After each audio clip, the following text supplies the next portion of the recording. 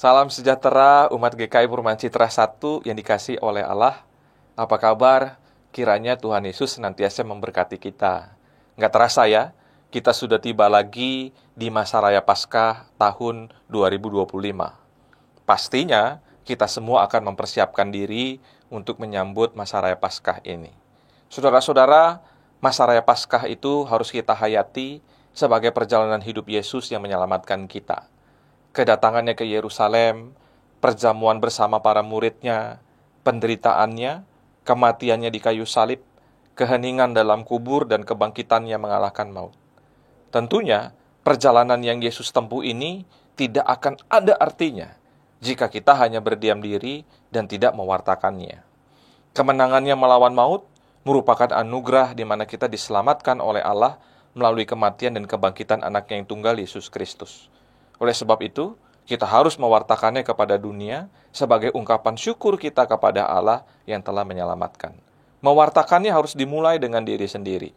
Apa kita sudah benar-benar menghayati iman kita kepada Kristus dan hidup seturut kehendak-Nya? Sebab hal tersebut akan membawa dampak bagi setiap mereka yang mendengarkannya.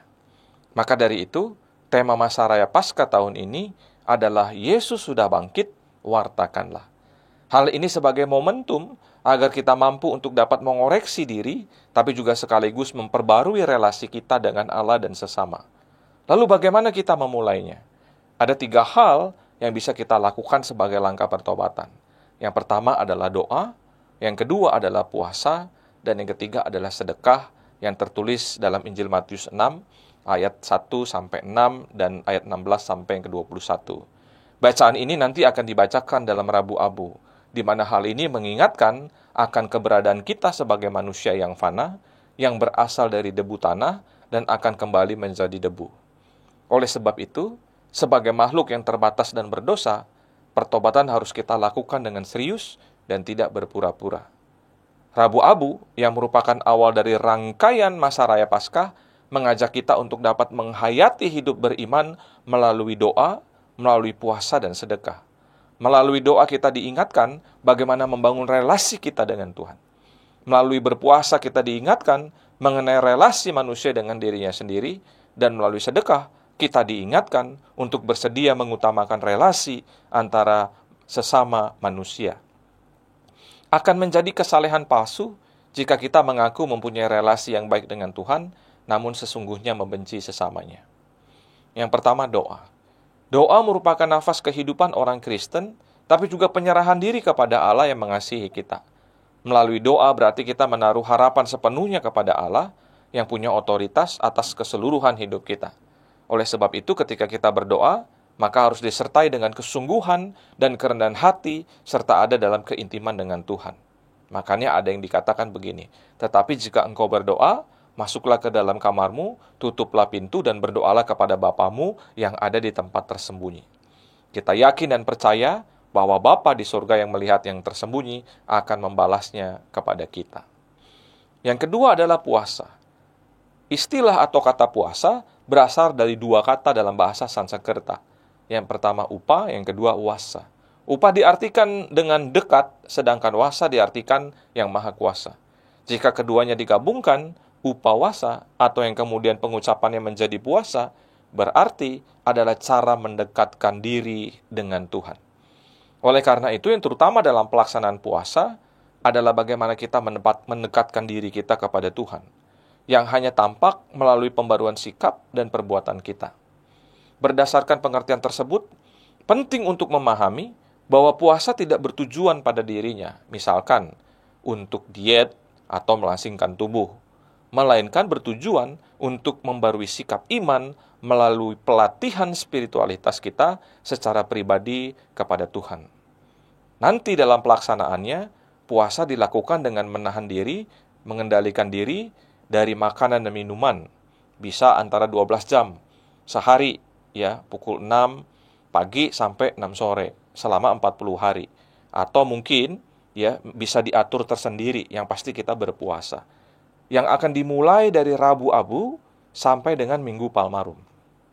Memang ada juga tradisi lain yang melakukan puasa selama 40 hari, dari Rabu Abu sampai dengan Sabtu Sunyi tanpa menghitungkan hari-hari minggunya. Akan tetapi sebagai sebuah komitmen yang berkelanjutan, kita melaksanakannya hingga Minggu Palmarum. Angka 40 ini diambil dari 40 hari Yesus melakukan puasa. Karena kita merupakan milik Kristus sepenuhnya, maka seluruh umat juga diajak untuk berusaha memahami makna tersebut.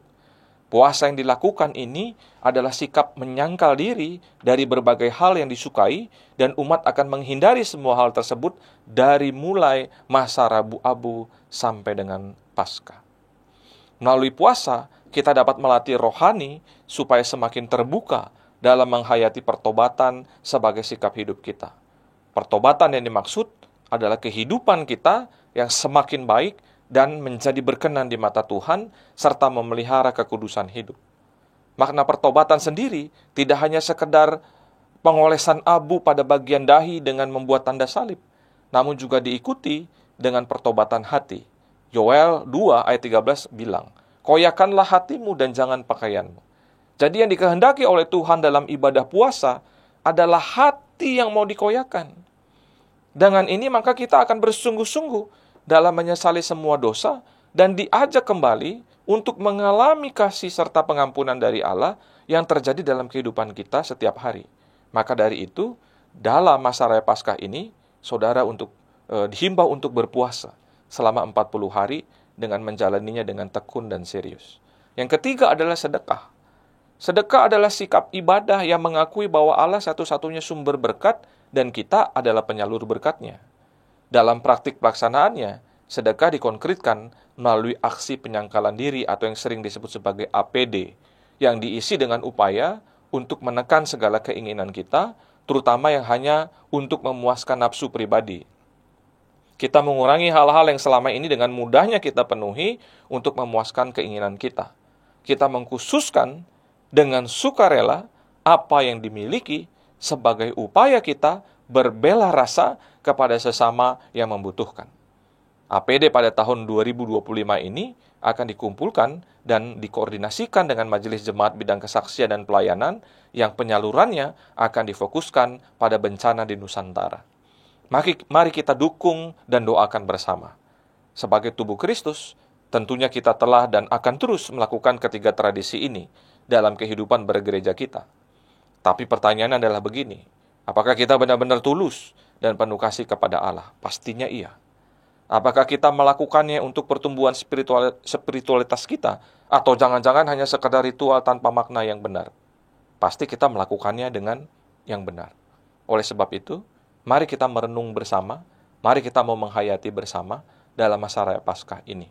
Tuhan akan memampukan kita untuk melakukan doa, untuk melakukan puasa, dan melakukan sedekah. Selamat menghayati masa raya Paskah tahun 2025 ini. Tuhan Yesus memberkati kita sekalian. Amin.